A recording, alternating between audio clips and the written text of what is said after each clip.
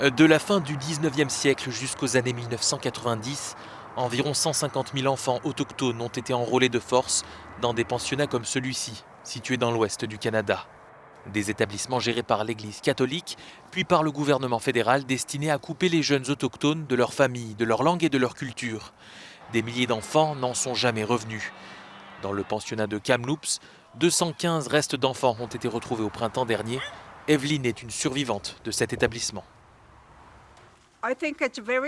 Il est très important de retrouver leur identité. C'est nécessaire pour qu'ils puissent terminer leur voyage. Ils ont attendu là-bas pendant longtemps et maintenant qu'ils ont été découverts, on doit d'abord trouver qui ils sont, qui ils étaient pour qu'ils puissent terminer ce voyage.